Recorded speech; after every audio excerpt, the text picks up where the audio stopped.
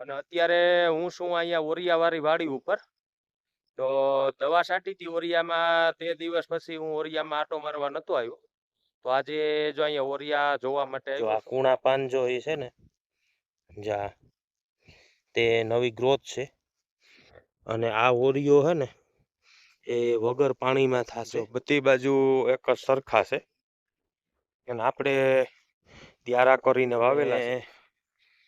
જે આ જે છે ને, હવે આમાં જો મગમાં ડારિયા આવ્યા છે અને હવે આ પછી ફૂલ ઉકળશે અને આમાં સિંગ આવશે. તો મારી પાછળ તમે જોઈ શકો છો આ ચણા જો આપણે એકદમ પીળા થઈ ગયા અત્યારે. અને હવે 10-12 દીમાં આ ચણા પાકી જશે. ચણા હજી ખાવા લાયક છે. આમાં પોપટો લીલો છે, આખા ચણા લીલા છે. અને અહીંયા પણ જો એક મગનું ખેતર વાવેલું છે. આમાં ભાઈને ચણા વવાઈમ હતા, છતાં પણ અહીંયા મગ વાવ્યા. અને અત્યારે જો કહારી આવી. સીતારામ, જય માતાજી મિત્રો, ફરી સ્વાગત છે તમારું એક નવા વ્લોગની અંદર. અને અત્યારે હું છું અહીંયા ઓરિયાવાળી વાડી ઉપર. તો દવા છાંટી હતી ઓરિયામાં. તે દિવસ પછી હું ઓરિયામાં આટો મારવા નતો આવ્યો. તો આજે જો અહીંયા ઓરિયા જોવા માટે આવ્યો છું. અને મારી પાછળ તમે જોઈ શકો છો ઓરિયા ઘણા મોટા થઈ ગયા. અને તે દિવસે દવા છાંટી ત્યારે થોડાક નાના હતા. અત્યારે ઓરિયા બહુ સરસ થઈ ગયા. અને ઓરિયામાં અત્યારે કોઈ જાતનો રોગ પણ છે નહીં. દવા માર્યા પછી ઓરિયાની નરવાઈ બહુ સરસ છે. જો તમે બધી એક સરખી હાયરું જોઈ શકો છો. જો બધા ઓરિયા એકદમ સરસ છે. અને અત્યારે ઓરિયામાં એક પણ શું કહેવાય ઈર કે પછી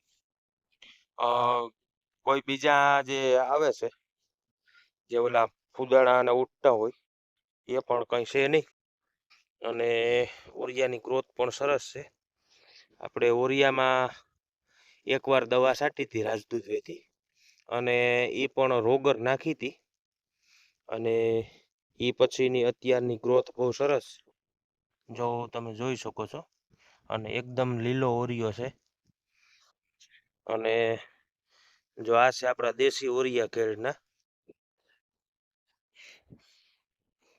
જો આ કુણા પાન જો એ છે ને, જા તે નવી ગ્રોથ છે.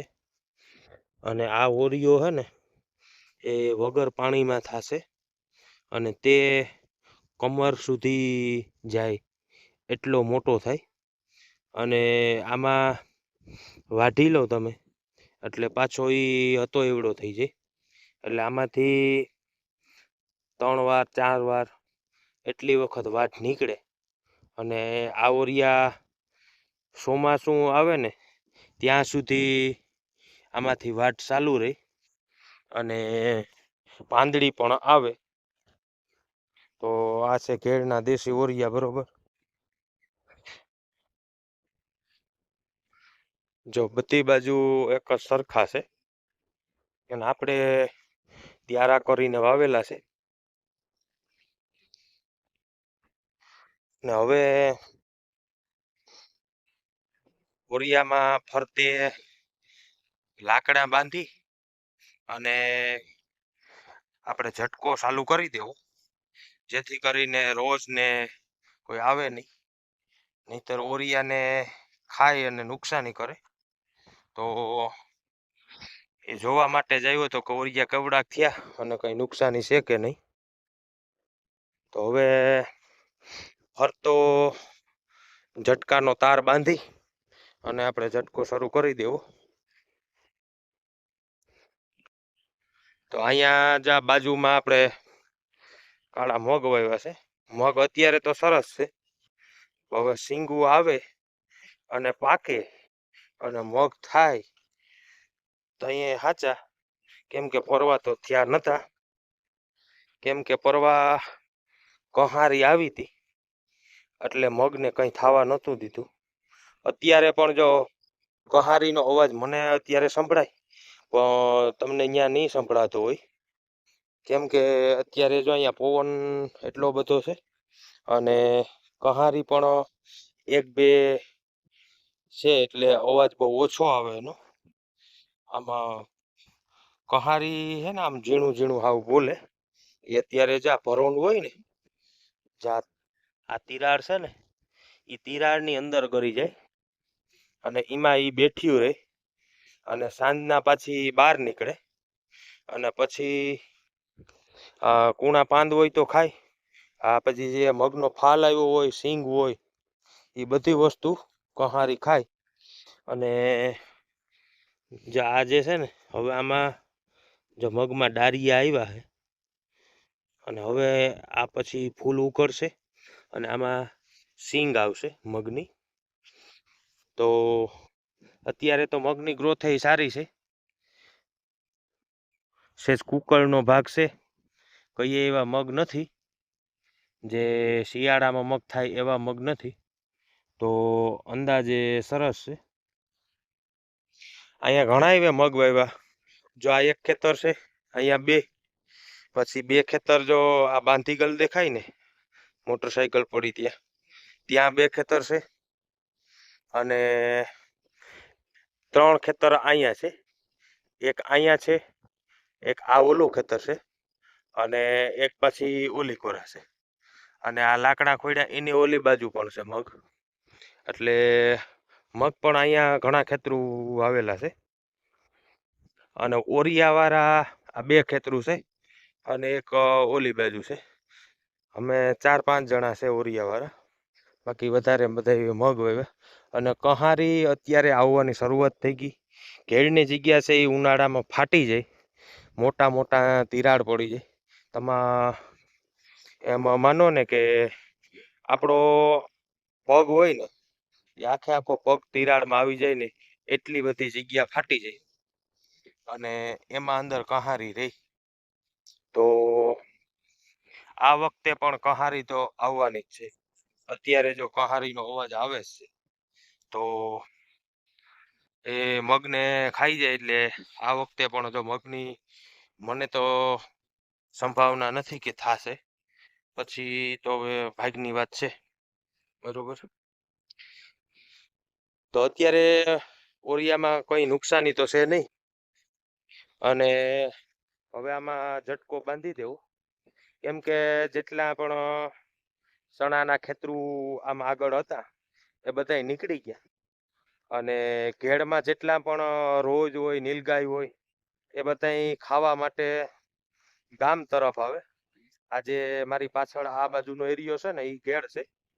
તો એ બાજુથી બધા ત્યાં કંઈ ખાવા પીવાનું ન હોય એટલે આ બાજુ આવે. તો અહીંયા પછી નુકસાન વધારે કરે. તો હવે જો આમાં લાકડા ખોડી અને તાર બાંધી દેવો, ઝટકો ચાલુ કરી દેવો, જેથી કરીને ઓરિયામાં નુકસાની ન થાય. તો એટલા માટે જ જાય જોવા માટે આવ્યો હતો, બરોબર.